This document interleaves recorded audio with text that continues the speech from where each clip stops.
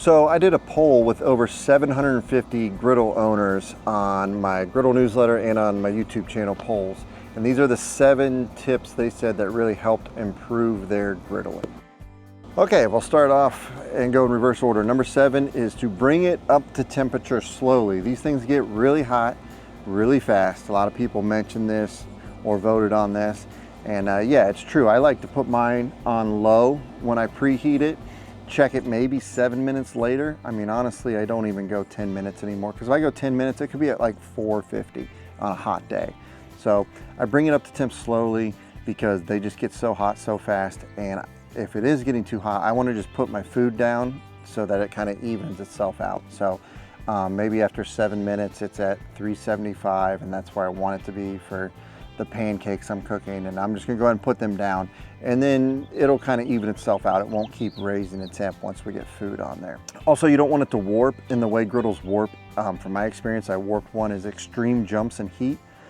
So if you leave it like preheating for 20 minutes and then you bring out like something cold or frozen and it's like 550 and you put it on there, it could warp. That's what happened to me. I put a 5-pound log of beef that was partially frozen on a smoking hot griddle because I left too long and it warped.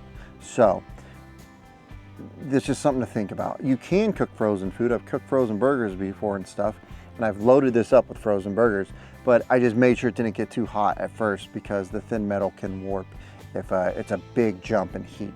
That's the same reason I don't like throw a bucket of ice on there to clean, because then if it's still hot and a bunch of ice could warp it. Where a little bit of water while you clean it, just squirt. That was me squirting a squirt bottle. I don't know. People are like, what is this guy doing? What like, you have any idea what that means? That was my squirt bottle action. Anyways, it was like, probably would have made more sense to like go like that, like I'm doing like a ketchup bottle. But anyways, yeah, so I squirt water down when I clean, but I don't put a bunch of ice on there. And speaking of that, a reason to keep it on low is it's easier to go up in temp than it is to go down in temp. So if you want it to get hotter, it's fine. You just turn it up more. If you need to go lower in temperature and you're too hot, well, you got to turn a burner off and wait. Or again, you can squirt a little water with your squirt bottle to try to lower the temp of your griddle. Number 6 is a toast test. So what you'll do is you'll put a bag of white toast down on your griddle, turn it on to like low, medium low, and let it heat up for, I don't know, 5-10 minutes. Then flip them all over and you'll see darker and lighter pieces of toast, and you'll get a visual representation of where your hot and cool spots are on your specific griddle. They all have hotter and colder spots. Usually the middle, because more of the burners are there, is gonna be hotter than the edges, but also there could be some different weird spots on your griddle. Mine, like front, middle, left, for some reason is like always hotter, just way hotter than the rest of the griddle. So it's good to know that. And like what I'll do if I'm like doing pancakes, which this is kind of not necessary, but deep inside baseball griddle stuff, like since I know it's this front left area, I'll drop pancakes like all around and end at that front hot spot. And then when I flip them, then I'll start there. So those pancakes are down less, and they're gonna cook faster because it's hotter, even though all the griddle's on the same thing. So yeah, do a toast test. I think you'll be happy with the results, just like all the people who voted on this poll were. Number 5, I kind of mentioned this earlier, is that you can cool your griddle down with water. A lot of people are scared because of the warping I went over earlier to use water at all on the griddle. Well, it's fine as long as it's not a lot of water. Again, like I mentioned earlier, I don't dump a bucket of ice or water on there. You'll see that in commercial restaurants. I used to do that all the time when I ran a diner, but those are thick flat tops that are thousands of dollars. So don't do that on this. But if you do need a lower temp, you can just squirt a little bit of water down and wipe it off. It will also help clean that section of the griddle. So I do this with eggs a lot. Like if I need to lower the temp for eggs, I'll squirt a little bit of water towards the end of breakfast cook, scrape that area off, and it'll lower the temperature. Just real quick, my temp range, I like to do eggs between 300 to 325, my general cooking 375 to 400, and searing 450 plus for searing steaks or Smashburgers. So I call it like the eggs method, EGS, but I have a full temp chart in my free griddle ebook. If you want to sign up for that, I'll put it at the end and in the description. Just sign up for my newsletter and you get this temp chart, and I send out a griddle newsletter every Saturday. Number 4, they said use any high smoke point oil you want for seasoning and whatnot. Yeah, I've used avocado, canola, and Blackstone oil to season with. They all worked. you know.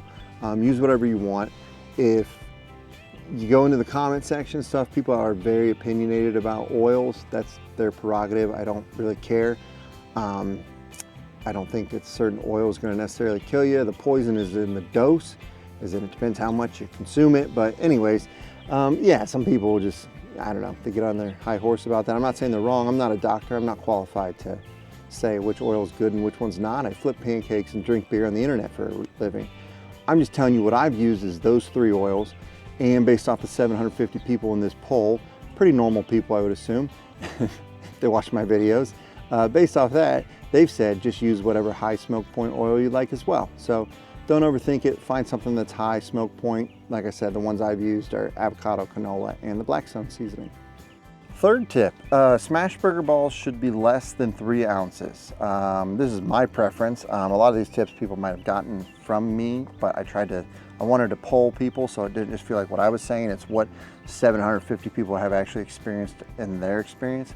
But I think Smashburger balls should be below 3 ounces as well. It's easier to smash that way.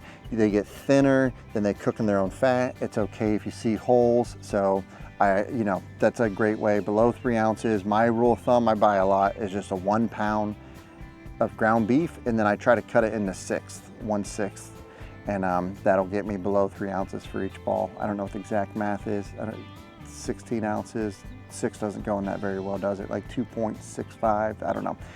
Or you can do a 1/3 measuring cup. Will get you closer to the smaller Smashburger ball that I think gives you better results. If you want more meat, that's fine. That's what I think people start off like. I want a big burger, I want a lot of meat. That's fine. Just start stacking the patties. You know, do 3 small Smashburgers and then stack them to get, you know, a lot of beef rather than one big beef ball smashing it down, because you really want it thin. That's how you kind of create the Smashburger taste and like sear and cooking in its own fat. Number 2 is to prep your ingredients ahead of time. Boy, I never learned this one. I've made 250 videos. I have like, I don't know how many views on YouTube, and I still forget stuff. It's just, I'm not as organized as I should be. And yeah, you want to prep all your stuff ahead, carry it out here, have it all ready, so that once the griddle's going, you're ready to go.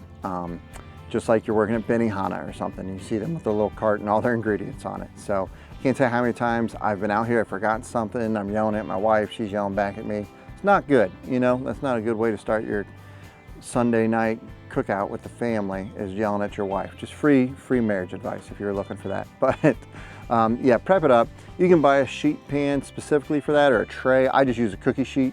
I have 3 of them, you know, and I just use those, and I carry everything out on that.